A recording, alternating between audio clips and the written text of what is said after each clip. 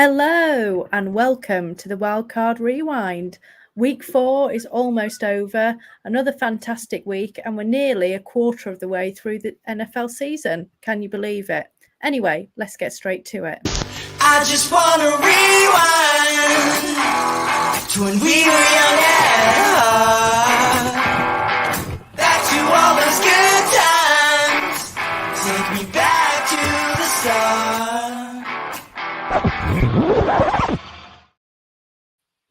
That's right. Week 4 is almost done. Just 2 Monday night games left. I can't believe we're almost a quarter of the way through the season. We're kind of getting an idea of which teams are good and which teams are bad, although it doesn't necessarily reflect in everyone's records. But another great weekend of football. Paul, Lewis, the trio are back again this week. We're doing great. I think this must be the first 2 weeks in a row that they've got all three of us here. So it's awesome to have everyone together. Paul, how are you? I'm doing really well. I've figured out this weekend that it takes 2 days to get over a hangover, which is a sign of getting old. But I did get to lie on the sofa all night Sunday just watching the Cardinals go to shit. And and yeah, apart from that, it was a good weekend. I mean, I guess the good news for you, Paul, is that the Rams also went to shit. So, Lewis, did you have a good weekend or did the Rams ruin it just like the Cards did for Paul? I had a lovely weekend. I managed to not let the Rams ruin my weekend. And look, I'm here. I didn't sort of fake a migraine or something and claim that I was ill and not show up because the Rams lost. It's been a really frustrating season to be a Rams fan because on the offensive side, we've just had so many injuries. On the defensive side, we're crap. So it's just generally a pretty bad combination. That means that it's not been a particularly fun season. But hey, the NFL has been fun, and when your team isn't doing very well, which to be honest, like for all three of us, it's not been an amazing season so far. Even when your team's not doing very well, you can just sit and enjoy some of the other players, whether it's just watching Derek Henry run for 88 yards on his first play, or whether it's watching Jaden Daniels excel, or Malik Neighbors, some of these fun rookies. Maybe not Jaden Daniels for you this week, but you can always find joy in watching the NFL, especially as you say, we only get to watch it for such a brief period of the year, so enjoy it while it's here.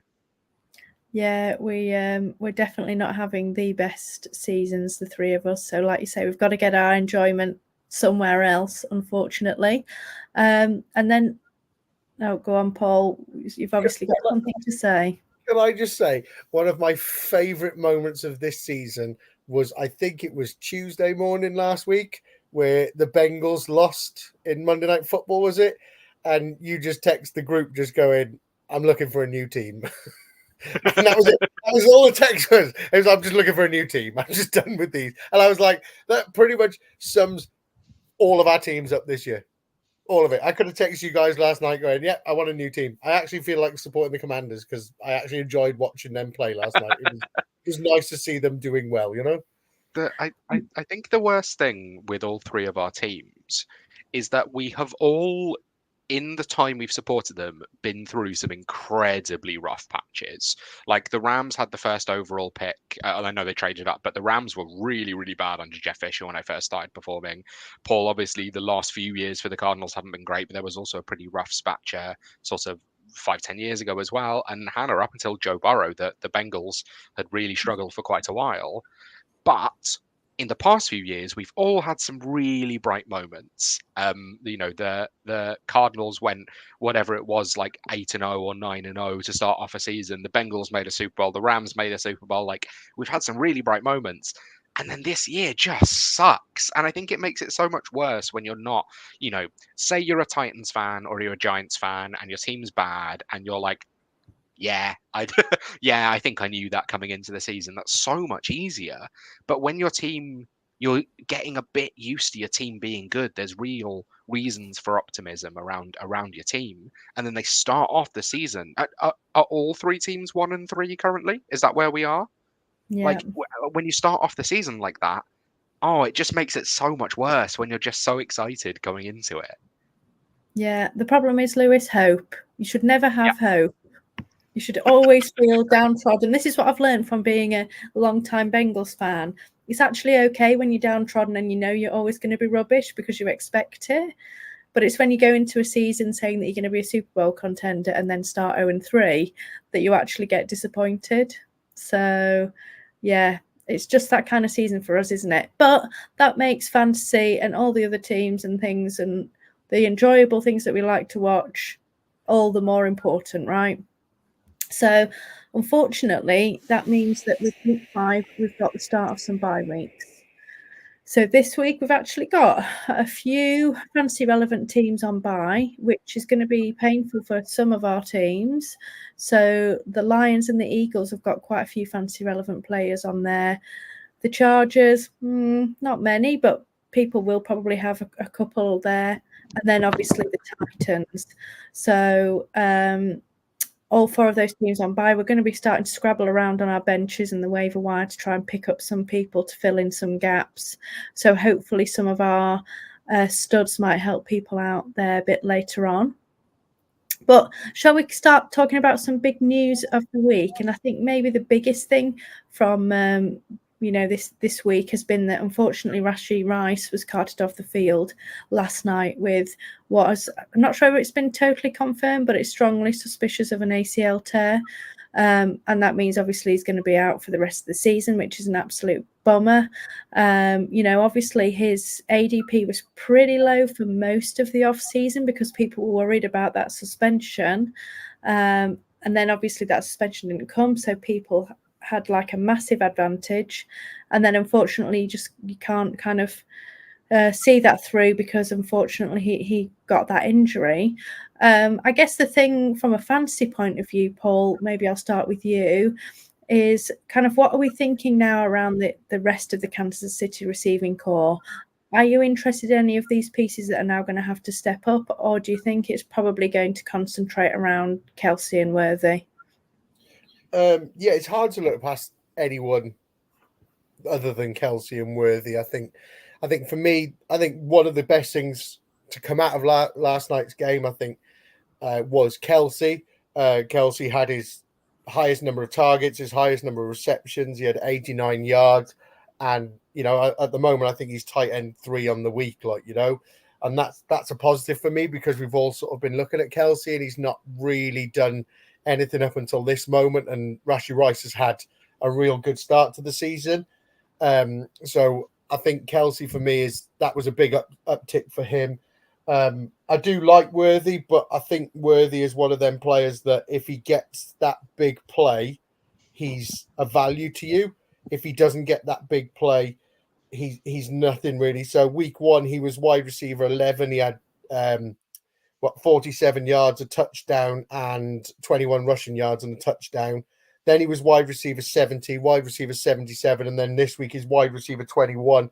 Again, he had 73 yards and a touchdown, but that touchdown came from a deep ball and run it in. So I think I like Worthy, and I think he has to step up now, but I do think he comes at a risk that if he doesn't get that big play, I think he's got a ceiling to him. I think he's a very boom bust kind of player. If he has two big throws, he could be in for sort of over 100 yards and 2 touchdowns, but if he doesn't get it, you're starting wide, somebody that could potentially finish as wide receiver 77. So I think he's a bit risky, but to me, Kelsey was a bit of a winner yesterday. And I think that's shown on the field with 9 targets and nearly, 80 odd yards receiving. I think that was a big step for him and a lot of positive sights for me, who drafted a lot of Travis Kelsey and a lot of Rashee Rice this season, Yeah, I do think that this confirmed what I thought they were going to do with Kelsey, which was that they were not going to use him as much, in the regular season. And I think obviously now, unfortunately, they haven't got that choice. Rashee Rice is out and those secondary pass catchers really have never managed to step up before. My only wonder with Worthy now is that obviously they haven't got Rashee Rice and he gets a lot of these kind of targets that are schemed up for him. And I'm just wondering whether actually then that becomes more of a Xavier Worthy type of role, and whether then actually we might end up with a little bit more consistency and reliability from him than we've been seeing at the beginning of the season. What are your thoughts, Lewis, interested in any of the other pass catchers? Do you agree with me on Worthy, or are you a bit more like Paul, thinking he's still going to be a bit boom bust? Yeah, so Worthy was someone that I really liked coming out in the draft. He was my wide receiver 4, and I think I see him as a bit more of a versatile player than someone that's just available deep. Quite often, rookies will start off as deep threats, and they'll start off being used as, okay, we know you've got the physical traits, that's why we drafted you so high, but some of the kind of route running now isn't there yet, so we're going to use you as a deep threat, and then we're going to help you develop that ability to work the middle of the field and work sort of in those underneath routes. But I think he can do it. I think he definitely can step up in the meantime, he's going to have to. I'm not really interested in anyone else on the Chiefs. The problem is we're going to end up with exactly the same Chiefs offense as last year, where you have Travis Kelce, who is 35 years old. Last year you had Rashee Rice. This year you have Xavier Worthy. So you have a rookie, and then you just spray the ball around. And whether, Mecole Hardman's going to have some weeks, Justin Watson's going to have some weeks, Juju's going to have some weeks, like, you're never going to be sure which you can actually start. But it's just, it's such a shame because they obviously, Rashee Rice developed, they went and drafted Xavier Worthy, they went and signed Hollywood Brown, and in the end, they've ended up with the same problem as last year of just one rookie wide receiver alongside a very old Travis Kelce, and then Patrick Mahomes having to just spray the ball around to anyone else that can catch it. But you're not going to know when to start them. One of them each week, aside from Worthy, probably will be fantasy relevant, but yeah, who knows who on earth that is going to be. Yeah, it is crazy, really, isn't it? Like you said, they made all of these kind of additions in the off season to their pass catching core, and ultimately, unfortunately, they've kind of ended up in the same position, like you said, Lewis, and which I do think makes them vulnerable. And more and more, I feel less confident that they're going to, walk themselves to another Super Bowl this year. I actually feel the NFC is starting to look a little bit more like the better conference for a change.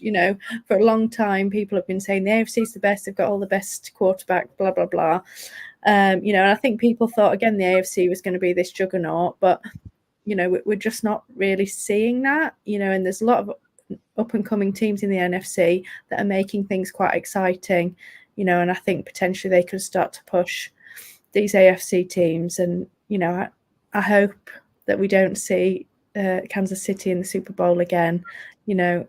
I get Mahomes is awesome, but I don't want to see them there every time, which might just be Scrooge-ish, but that's my thoughts. I completely agree. Completely agree with you. I don't want to see him there either. No, fed up. I want someone else. Yeah. So ideally the Bengals, but that ain't going to happen this year. That's for sure. I'm more fans to seeing the Chiefs again. I know, a disaster. Anyway, next one, Anthony Richardson left the game with a hip injury, which I found this really interesting, right? So he goes off with an injury. He goes back on like one play later, and they run him again. And then he manages to collide with the defender and he has to go off again. I was quite unsure as to why they thought it was a good idea to make him run the ball when he'd just come back in from an time out from an injury. But anyway, obviously we don't know how severe it is. His status this week is currently up in the air. I think they're saying he's probably not going to miss much time, but you never know. Obviously, he's the franchise QB. He's got a history of injuries. They might just sit him out as a precaution. So if they do sit him out, what are your thoughts on the Colts receivers this week? Let's start with you, Lewis. Yeah, I definitely, I'm going to let Paul talk about sort of Anthony Richardson's value long term, because I think that's a very interesting question. But in terms of the Colts this week, this is wheels up for the Colts receivers. Like, Anthony Richardson had such a strange start to the season. Oh, actually, strange is probably not the right word, because this is kind of the AR experience, that we know he can throw it deep. We know he's an elite rusher. He also has a tendency to be incredibly inaccurate, and also is incredibly injury prone. This is now what, the third or fourth time that he's been injured, and he was drafted last season, and he missed the majority of last season anyway. All you have to do is look at Michael Pittman's performance this week, and the Colts receivers were good. Josh Downs and Michael Pittman both finish as top 24 options. But Michael Pittman eclipsed his previous highest yardage on the season by 80 yards. Joe Flacco, we've known the whole time because of what we saw in the Browns last season. He's a capable quarterback. Like, he's not going to set the world alight, although he kind of did last year with the Browns. But he's a very capable quarterback. He's probably more capable of an actual quarterback than Anthony Richardson is right now in terms of just slowly moving the offense up the field, reading a defense, unpicking them, finding the weaknesses, throwing the ball with timing. He's probably better than Richardson is at that right now. So actually, in the next few weeks, Michael Pittman, Josh Downs especially, I think as long as Joe Flacco's on the field, I would prefer to start them, and they're definitely more startable than they were beforehand, because I don't actually think Michael Pittman has been startable these last few weeks, and now he finished as a top 20 wide receiver. Yeah, I mean, it's frustrating, isn't it? Because, I think we're all have been very excited about Anthony Richardson. He's really talented, but he still has some growing to do. And unfortunately, that has affected the pass catchers, some of which we drafted reasonably early in fantasy drafts. And we've been, particularly Pittman, very disappointed. Obviously, as soon as Richardson gets injured, we see that fantasy production improve. What we want, I think, is for Anthony Richardson just to kind of stabilize a little bit, and kind of become a little bit more consistent so that we can get fantasy value from all of these guys. But unfortunately, that hasn't been the case so far. So Paul, obviously Lewis mentioned Anthony Richardson's longer term kind of value. What are your thoughts on that?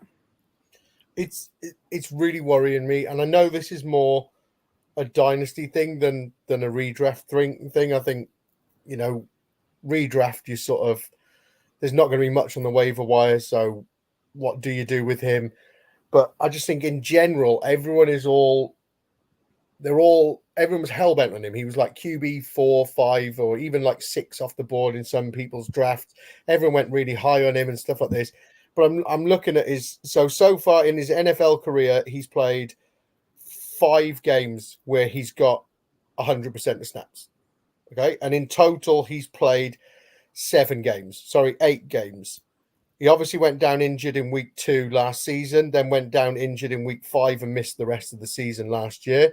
He's played 3 full games this year and then gone out in week 4 this year. But out of them 3 games, he's QB4, QB21, and QB31. So we're sort of looking at this now going, we've invested so much draft capital. And I know you could make this argument with so many players in anything like Christian McCaffrey, all of these players that you invest heavily in. Now, Christian McCaffrey, you sort of know when he comes back, he's going to be Christian McCaffrey. He's going to go and rush 100 yards or receive 100 yards or put touchdowns in. And I'm looking at Anthony Richardson's stats here and sort of going, week 3, yes, it was against Chicago Bears. He didn't even throw a touchdown, didn't rush for a touchdown, finishes QB 31. So there was 30 QBs that week that were better than him, and it's just, I'm really, really starting to worry and getting to that point now where, yes, okay, I don't think he plays this week. I know there's a lot of, he's not going to miss any time, and he does come back. So if he doesn't play this week, he misses a game against the Jags, then he comes back against the Titans and then the Dolphins. Now, I'm not saying they're easy matchups there, or anything like that, but I'm just worried about where he is. 212 passing yards is his highest amount this season. If you get that from a QB, you're going, that's not great. His rushing upside is his best game so far is 56 yards rushing. So we're not even seeing that side of the game.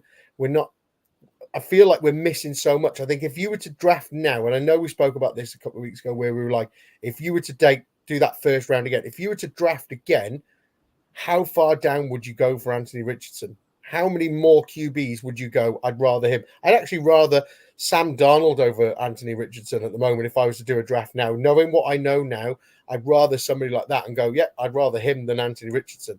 So I'm going to bring that question to both of you. How many QBs do you think you would draft over Anthony Richardson? Even if he wasn't injured this week, if he was fine to play next week, how many would you draft over him? I think probably somewhere around kind of the QB 10 to 12 mark, just because of upside. Because the problem is the upside is still there. Like we saw it in week 1. it's definitely Anthony Richardson was someone I was so high on in the offseason, just in terms of upside, because it's that case of like AR could finish as the QB1. He's one of those people that has that upside within him, and that is still there. But yeah, I'm worried about him.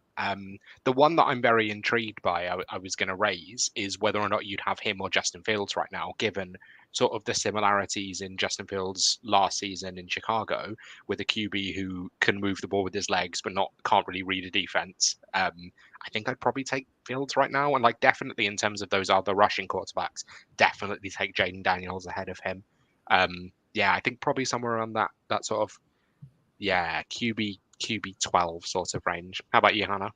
Yeah, I was literally just thinking that, high end QB2 would probably be where I would feel comfortable with going. I think the challenge with the quarterback position is that, the reason that you draft these elite guys so high is that you feel like they give you, something extra. So, most of the time that's rushing, the Lamars of the world, the Josh Allens of the world. Obviously, there's the Patrick Mahomes of the world, where you just feel that he's going to be super efficient, throw for lots of touchdowns. And actually, we're showing this season that he's not actually been that great so far. But obviously, we drafted him in that realm, kind of like the last guy of that really kind of tier, because we felt that he, like Lewis said, had that upside of giving us something extra. And I think if you don't give something extra, it's very flat. Quarterback position is extremely flat with your general pocket passers. You're not going to get anything. You might get the odd spike week where they're QB1 because they've thrown for a load of touchdowns or it's been a really close game, but generally that position doesn't separate itself very well. So if you're not providing what we thought you were going to give us, then you're just going to sit in that general kind of tier.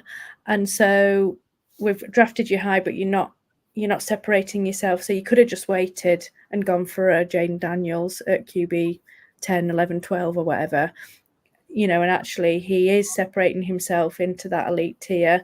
So I agree with Paul that you kind of, unfortunately, giving up. You feel like you're giving up too much, and you could have just waited a few, picked up, I don't know who was going around him, I can't remember, but picked up some of the guys that were going around him, and got your QB later on and still actually be in as good a position, or probably actually better position than you are now. And I think that's what feels frustrating. I think it's because we're not seeing that upside. Like, we know it's there, but we're actually, apart from week one, we've not been seeing it. And so I can see how it can feel frustrating. And actually, in redraft, I would look at benching him and try and getting someone off waivers, because, I do think, there's only 12 QBs that will have been rostered likely. In some leagues, in a 1 QB league. In some leagues, obviously, people often will have someone on their bench, but I still feel like you can probably pick up someone that's going to contribute more for you at this time. And I'd kind of want to then wait and see him do it again, because he just seems to, not be able to do it now. Having said that, the start of this game looked pretty good. So maybe he was starting to figure it out. And unfortunately, he's injured again. But, at what point do you say, well, we just need to give him more time and more time and more time? And, before you know it, it's 4 years in the league and he's never actually shown anything because he's been out injured all the time. And I think that's the challenge, If you've only played so many games in high school and college, I can't remember how many it was, but it wasn't that many. When are you going to get your experience? If you're only playing 4 games every season or whatever it is, you're never going to improve if you're not going to have that playing time. So I do agree. It's a real... Yeah, he's a tough one, isn't he? I know we're not a dynasty show, but he is a difficult one to kind of gauge what is his value going to be moving forward. But if I could, I would certainly be looking at alternatives at quarterback. People haven't believed in Darnold so far, still on the waiver wire. I'd be grabbing him like a shot. I actually think he's probably way more sustainable than someone like a Derek Carr at the minute. But yeah, really interesting conversation. And obviously, it'd be great to see how things kind of progress over the course of the season. It's a long season. You never know, by the end, he might have figured it out a bit more. And then we're going to see him, really get back into that elite stratosphere. So let's move on to what we learned this week. So obviously, this is one of our regular features. We like to rewind on what's just happened this week and talk about what we learned from a fantasy perspective, and how that's going to change what we do moving forward. So I'll probably start with you, Lewis. So what did you learn based on week 4 that you're going to, take forward for the rest of the season? Yeah, it was a really interesting one this week in terms of narrative, and I think it's important for us to remember that players are people, and there are certain games that they will sort of be more amped up for and really want to put on a show. So I think particularly looking at sort of the revenge game. And then also divisional matchups. Both of these have a tendency to really go off. And where you look at the revenge games this week and then the divisional matchups, they were the ones you wanted to target.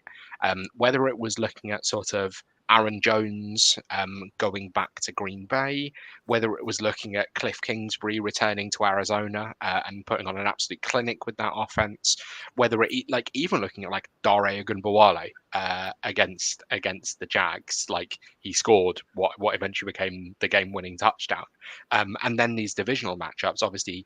Texans Jags absolutely exploded. Vikings Packers absolutely exploded. Like even Saints Falcons absolutely smashed through the over under. I think we need to remember that like there are going to be some games that these players care about slightly more. And so I definitely think going forwards, looking whether it's whatever lineup you're setting, whether it's even looking at DFS lineups, really targeting divisional matchups and any sort of revenge game narrative or any narrative you can find, I think is actually quite important. I think it's quite easy to forget when we sort of look at data and stats and very nerdy things that actually, these are people and they do care about some games more than others. Yeah, absolutely. The only division I would say that I would be less keen on targeting division matchups is the AFC North, because they usually batter each other and it ends up being super low scoring. But like you say, a lot of these others, they know each other super well, don't they? So they know how to kind of change the tendencies and really, you can get those shootouts. So yeah, absolutely. Totally get what you're saying there, Lewis, and good targets to have. How about you, Paul? What's your learning point for this week? My learning point is I hate Aaron Jones. That's what I learned. Because me and good friend Matt, FF Dynasty, put on an accumulator bet and we picked 2 each. And Aaron Jones was the only one that didn't score and let us down. So I hate Aaron Jones. That's what I learned this week. All seriousness, what I learned this week is backup QBs are very valuable. Okay. And I know a lot of people do this when they sort of see somebody like what we spoke about, Anthony Richardson. They go down injured and they go, oh, that's it. It's all gone to shit now and everything like that. But actually, Joe Flacco stepped in and he was very, very relevant, not just as a player himself, but he helped all the wide receivers around him. Michael Pittman, is relevant now. He had a game where you were like, I'm happy I drafted him. And Andy Dalton came in at the Panthers and completely changed all the players there. Deontay Johnson's catching touchdowns. You got Leggett catching touchdowns, and they actually look like a team who can score points. And then you've got Sam Darnold over at the Vikings. Obviously, he came in because Justin Jefferson is out for the season. Not Justin Jefferson, JJ McCarthy. Getting mixed up. They're both JJs, aren't they? But McCarthy's gone out for the season, and Sam Darnold's come in, and you sort of worry and you go, oh, is it going to be Sam? And he's made all of them players, and they're all still fantasy relevant, and they're all catching balls. So what I'm learning is it doesn't matter if this player goes down. The backup QB. Now, I'm not saying it's going to happen every single time if somebody goes down. If Pat Mahomes goes down and somebody steps in, he's not going to be Pat Mahomes, but he's still going to be relevant for these players. These players are still going to catch the ball, and he's still going to move things. And it's just showing that actually these players do hold value. These backup QBs are people and they hold value. Yeah, I certainly people too. Yeah. I definitely agree to some extent. I think some of it depends on your backup QB, right? Skylar Thompson, for example, unfortunately, plummeted the fantasy value of all of the Dolphins receivers. But yeah, certainly these high-end backup QBs, when they come in, they do, like you say, maintain value. And let's think about when we drafted in the off season, everyone was like, oh no, Justin Jefferson, I don't think I can draft him in the top 5 at the minute because he's going to be with Sam Darnold. It's going to be awful. He's not going to do anything. And actually, when we look at it now, would it be wrong if we started drafting again that we would have him as a 101? Probably not. I mean, I think you can make an argument for it, couldn't you? Yeah, I'm not sure there'd be many other players that we'd be happy to take there. So, I think sometimes we do overthink things.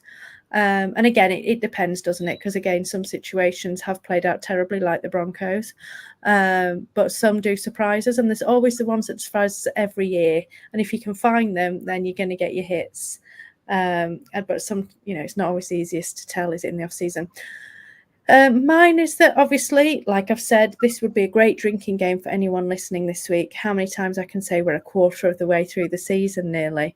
But because we're getting more and more information. Like, we're finding out who's on the field, who isn't, who's playing all the snaps, who's playing half the snaps, who's playing no snaps. Which defenses are good to run against, which defenses are terrible against wide receivers. All of these is great information to help you with your starting lineup, and also really important now we're getting into the bye weeks to help us decide who we're going to put into our flex spots.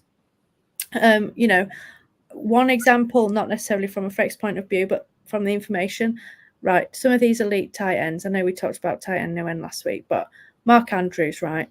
You drafted him really high. You think, I'm going to, set and forget, right? Put him in. He's going to just give me points every week. Obviously, so far this season, he really hasn't. And he laid an egg again in week 4. So to me, that's 4 weeks of data now showing that he's not running many routes. He's having to block because the O-line's crap. And he's not seeing many, if any, targets.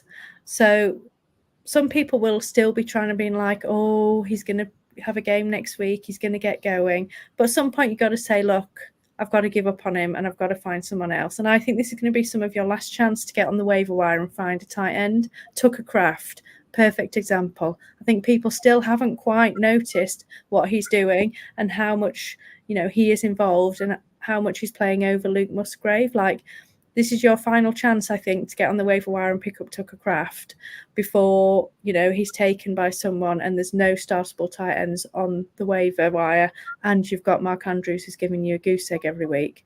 So, we've got the information. It's 4 weeks now. He's not playable. Don't keep putting him in your tight end spot. Take him out, find someone else. If you've got space, obviously you can keep him on your bench in case he starts giving us something, but I just don't think he's going to. I think this is not the season for him, unfortunately. And I think, we've got to start looking elsewhere. That's 4 weeks. And again, that's just one example of things that we can do based on the information we're getting over the past 4 weeks. Yeah, I completely agree with that one. That I think we've now hit the point in the season where we know what's in front of us and we need to actually pay attention to what's happening as opposed to what we thought would happen in the off season.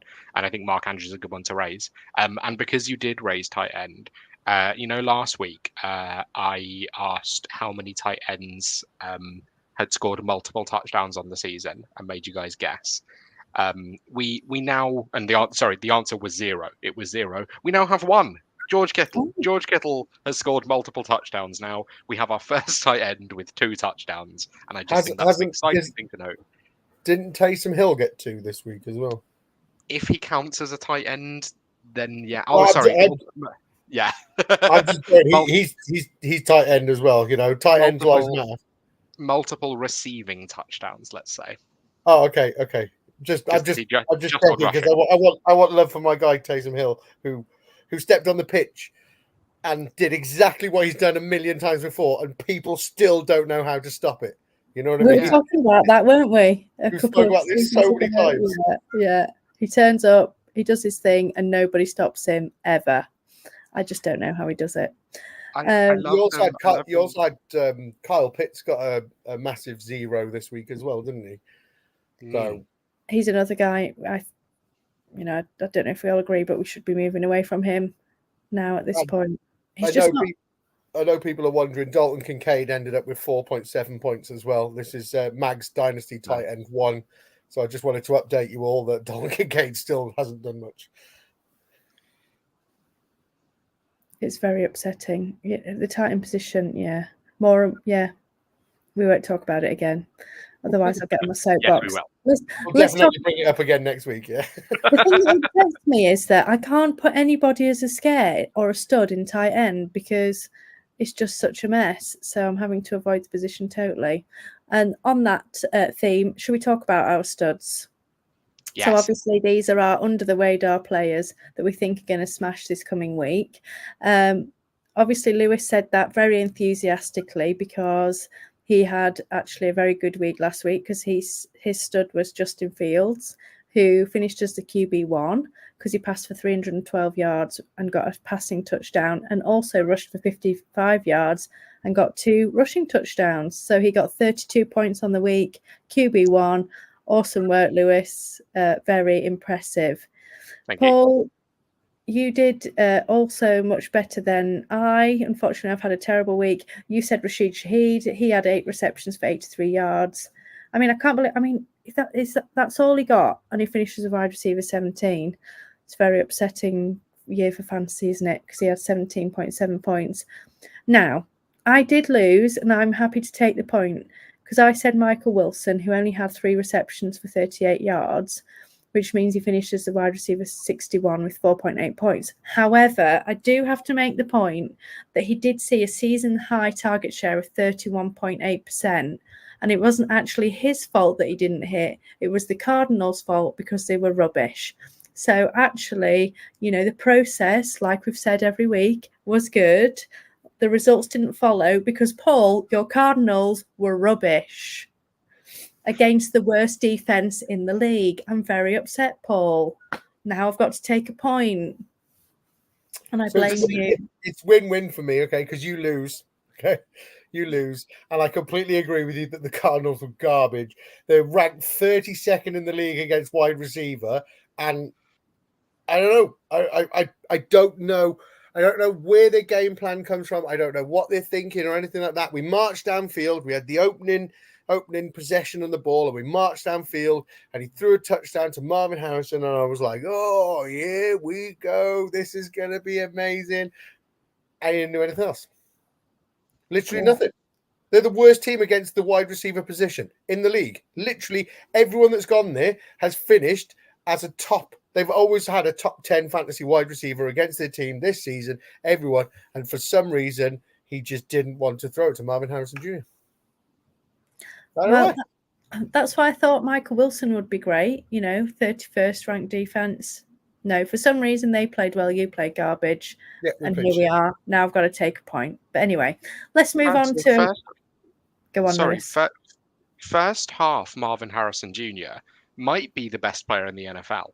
And then he seems to have a tendency to not do a huge amount in the second half. But I think it's now 3 weeks in a row that he scored a touchdown on either your first or second drive. And so yesterday I had so much MHJ in DFS, and he scores that opening drive touchdown, and I was like, here we go, there you go, I'm gonna make money. And then nothing else. Basically nothing else for the rest of the game. 100%. It's awful. Absolutely awful. I had an accumulator bet on for touchdown scorers. Marvin Harrison Jr. I had, who was the other one? Trey Tucker for the Las Vegas Raiders. He went in. Xavier Worthy, he went in. And Deebo Samuel did nothing. Great.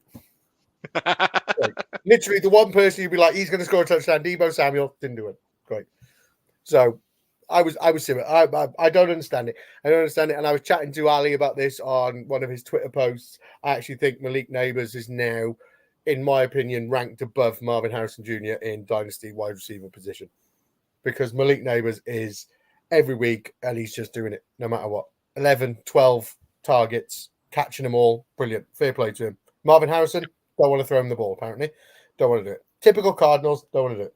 Well, it's not Kyler's job to get it in the ball, is it? So, what can we expect? So should we talk about week 5? Who are we going to have as our studs this week? Paul, let's start with you. So I've gone for Caleb Williams. He's not had the best start to his NFL career, but he is playing the Panthers this week. And I think he's going to go and get a win against the Panthers, and I think he's going to step up. I have got another prediction with Caleb Williams, but I'll save that for the fantasy wildcard of the week. I'll save that one for later. But my stud this week is going to be Caleb Williams. Yeah, I think that's a great call, actually, because we also now know that the two main linebackers for Carolina are now out next week. Shaq Thompson's got a ruptured Achilles out for the season, and Josie Jewell's got a couple of injuries. So they're already thin on the ground at defense, and now they're even thinner. So I could see Caleb finally having a bit more of a settled game in this one. What about you, Lewis? Who are you going for? So I've gone with Tank Bigsby. I was very intrigued by his performance yesterday against the Texans. He outrushed Travis Etienne. He also their yards per carry were night and day. 4.5 yards per carry for Etienne, which is fine. 12.9 for Tank Bigsby, rushed for 90 yards. And I've been very intrigued. I'm not a huge fan of Etienne anyway, and he did get banged up. He did leave the game for a bit. He did come back in, but there's a real opportunity, and they are playing the Colts, who not only do we have that division game narrative, but also the Colts are so bad against the run. And I think if you're the Jags, you need to just run the ball constantly against that team. And Tank Bigsby, for me, I think has a real chance of actually taking over that backfield this week. Yeah, I like that call. Still can't believe how terrible the Jags have been so far, but I think we'll probably be discussing that a little bit later. Now, you may tell me off for picking this guy, but I'm going to go Dontavian Wicks. Obviously, Green Bay Packers wide receiver. Now, I know he finished pretty well in the fantasy realm this week. However, I'm telling you now, in the majority of fantasy leagues, he will be sat on the waiver wire. He won't be on anybody's bench. And I think people are still a little bit unsure about this Green Bay Packers wide receiving core, just because obviously there's quite a few different players. We're not entirely sure still how it's going to shake out, but I think we're getting more and more information now, like I said, as the weeks go on.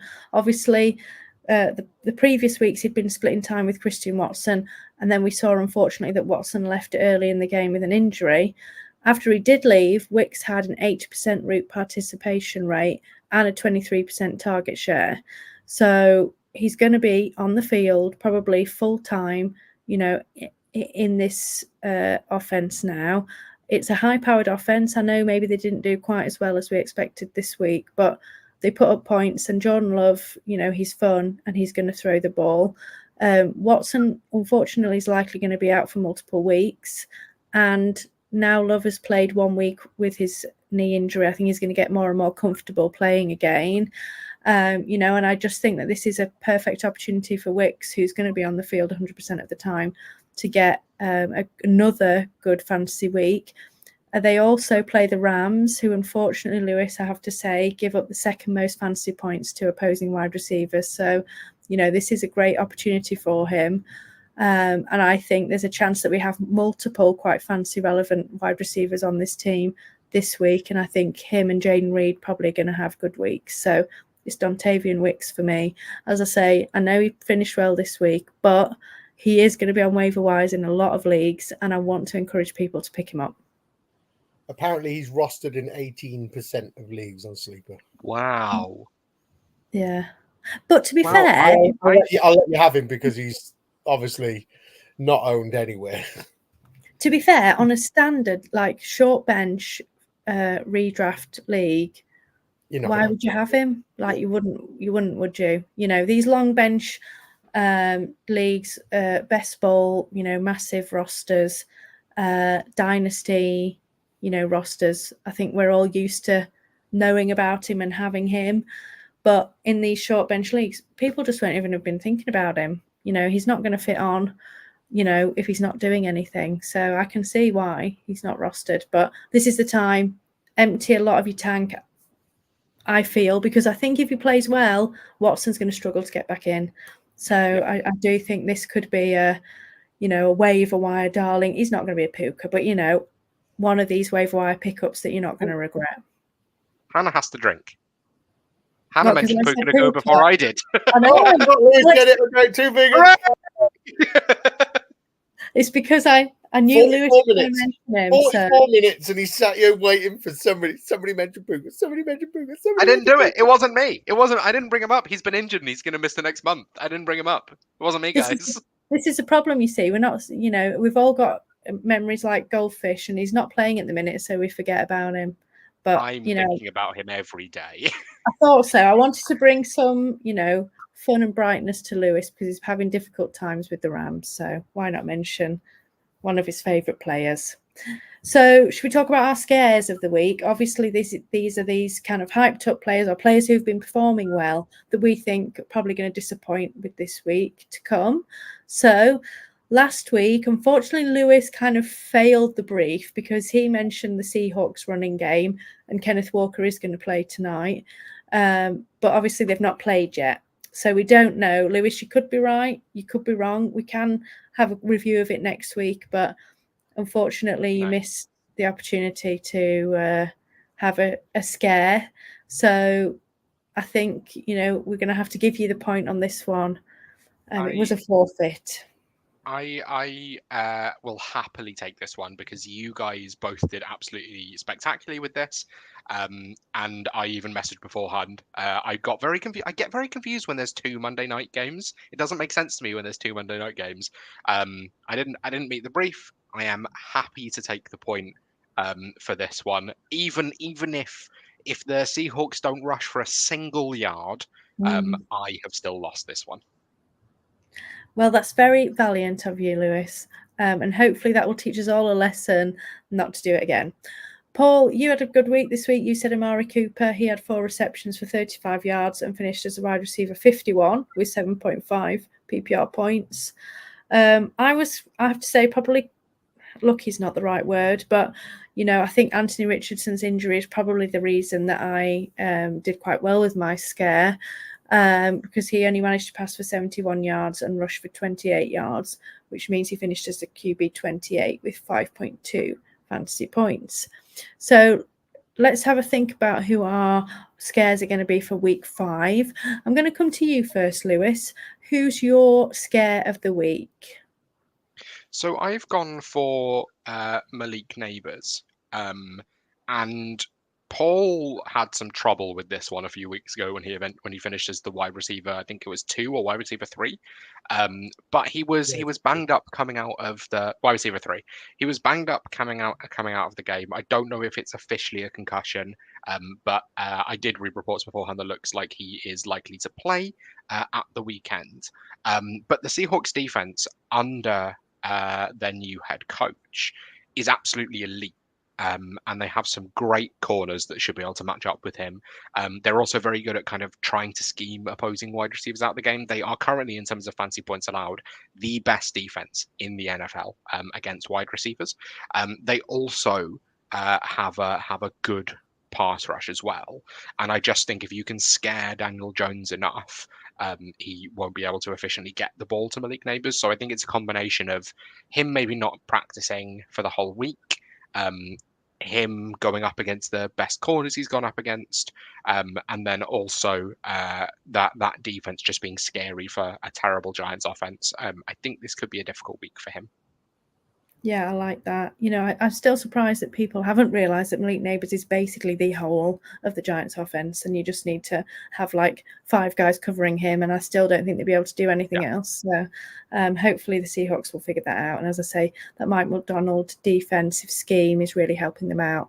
Paul, you left us a little message saying that you weren't quite sure about who you're going to have for your scare this week. Have you made a decision, or are you just taking the point here? No, so I can't decide between 2. One I feel is a very, very brave call, and the other one is probably a little bit of a safer call. They're both on the same team. I think this game is going to be quite a low-scoring game, but for the purpose of the fun of the game and everything like that, I will go for the crazy one. So I think my scare this week is going to be Justin Jefferson. Oh, do you know what? I did think about putting him in, so I'm I think the Jets are quite good against they're always in low scoring games and they're playing in London, and I just think it's going to be a bit of a tough one for them, and I just think Justin Jefferson may have a bit of a down week. So sod it, fuck it. we're going in. Justin Jefferson's my scare of the week. Yeah, as We're I say, going big I'm this not week. confident about it. I'm not confident about it, but there is a theory behind it, you know. why not, eh? Why not? I think go big or go home with these. This is what I've decided now. You know, it's a bit boring, you know, trying to pick the obvious ones. So why not? I'm actually going back to a player that I said previous weeks that actually earned me a point because I didn't do very well. But I'm going back to the well. I'm going to go with the same game, but on the opposing team, and I'm going to go Breece Hall, Jets running back. Now, the Vikings are some of the best against running backs. I think they're 6th or 7th against opposing running backs. Now, I know that Hall's work this season or his production this season hasn't all been in the running game. He has been heavily involved in the passing game.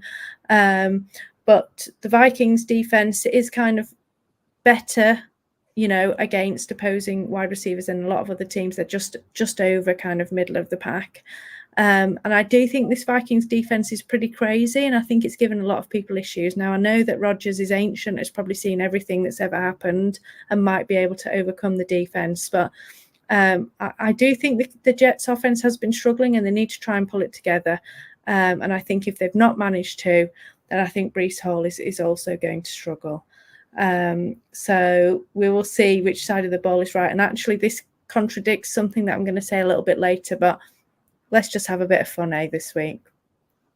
I think we've nailed this week because we've gone for Malik Neighbors, who's wide receiver 4 on the season this season, Justin Jefferson, that's wide receiver 3 on the season, and Breece Hall, who was drafted as running back 2. Yeah, he's not having a season that's up there, but we've all gone for high-powered players this week. I love it, absolutely love it. It's nice to see us do it. Yeah, we're getting brave now, aren't we? We're a few weeks in. We've wet our toes. And we nailed last week as well. We nailed last week, and then we've gone, Justin Jefferson, Malik Neighbors, Breece Hall, bosh. Let's jump right in. And we're going to get burnt, but why not? Why not? Yeah. So let's move on to, this is my favourite segment of the show, the wild card of the week. Obviously, it's something we think that could happen, but it's probably unlikely. And we've decided that the less likely, the better, although obviously the least likely means that you do get a point. So last week, Lewis, you said that the Broncos and Jets would finish under 30 points, which you were right. It was a crazy game, and the Jets lost 10-9.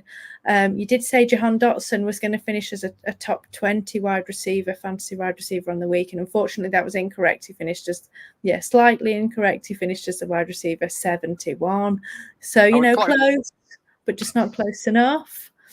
Paul, you said that Justin Fields and Anthony Richardson would combine for over 100 rushing yards, which was incorrect. Unfortunately, Anthony Richardson let you down.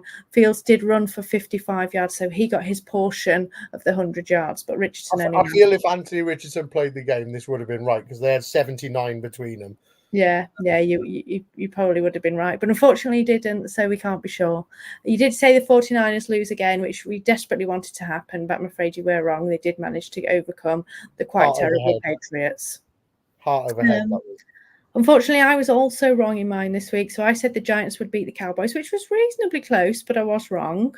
And then I said Andy Dalton would have more fantasy points than Joe Burrow. Again, I would say pretty close. Burrow actually finished as a QB 10 with 16.3 points, and Dalton finished as a QB 11 with 15.7 points. So fairly close on those. So what are our thoughts here about points? This is a tough one.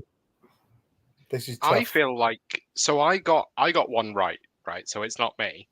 Yeah. Oh, I got one right, so it's not me. I got one right, so it's not me. Book and a goer. Okay, drinking. I feel like here's my thoughts as the impartial judge, because it's between the two of you. So both wrong on the prediction in terms of the team that would win, the underdog that would win, but the 49ers losing was a bolder projection for Paul to go to, and Hannah was very, very close on the Andy Dalton projection. But I do agree with Paul that I think the only reason he missed that one is because Richardson went out. So for me, there's no evidence. For me, I think Hannah gets the point. Yes! Come on, Lewis! Come on! I think you're just ganging up on me. I don't think it's actually anything to do with the prediction. I don't believe it. I can't Do possibly you be want wrong. my honest opinion? No, it's fine. It's okay. I'll take the point, Paul.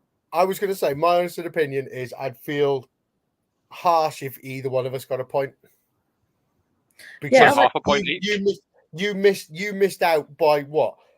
0.6 with your QB prediction, and if Anthony Richardson played the game, would it have done it? So I feel like maybe we should just sort of go right. Nobody gets a point this week because there's ifs and buts and everything like that. So I think you get half a point each. I don't think no one gets a point, or I get a minus point. That's fine. I'll just take the point. I'm fine with that. That's good of you. Oh, so we're being very noble this episode. Just for clarification, I didn't get any points this week, right? You didn't get any points this week, Paul. Some of it was by default because the medal now, baby. Just give me the medal now. Some of it was by default because Lewis actually didn't pick anyone that played this weekend. So, well, I think you did pretty well on all the predictions. Paul, just to clarify, Paul is still last. Oh, good. It doesn't matter. I'm back in the game. Good news. Good news, right? Just as long as you stay last, Paul, I don't mind if you have some good weeks. Thanks, Hannah. So let's see what we've got going for this week's wildcard. Right, come on, Paul. Let's start with you. Right, so this week's wildcard, I have gone for a bit of a bold one here to start with. I think the Jags lose again. And I think that they actually sack Doug Peterson this weekend as well after they lose. I think they could end up being, 0-5? Is it 0-5? Are we going into week 5? 0-5 after this. And I think there'll be lots of questions asked. They don't look good. They don't look like they've gained it. And his comments, did you see his comments after this week's game? He was like, the coaches can make the call, but they can't make the play and stuff like this. And he's kind of blaming people on the pitch. And I feel like he's just lost everything there. And I feel like, I know I'm talking about like football. They've lost the dressing room, bring a new coach and it all changed. But I think there's change needed at Jacksonville. And I put my stud of the week as Caleb Williams, and I'm going to back that with my fantasy pick here. And I'm going to say that Caleb Williams actually passes a touchdown and rushes in a touchdown as well. I reckon he gets one each. Nice. Yeah, I do like it. And I could see Doug getting the sack. I actually feel really sorry for Trevor Lawrence. Like, he just can't seem to catch a break. I know he's not playing very well at the moment, but, he had the Urban Meyer experience. You thought everything was going well. And now Doug's, turned on him and he's just, wanting to get out of Jacksonville. And I just feel a bit sorry for him. Nothing seems to have gone right for him. And I get he's not playing well, but I think some of that is circumstance, to be honest. And he's just never had the chance. Lewis, what have you got for yours?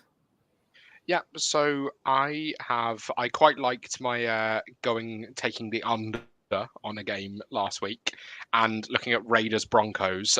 That feels like another offensive nightmare. So instead of going for points this time, I've gone for touchdown. So I've said that it finishes with less than 1.5 offensive touchdowns.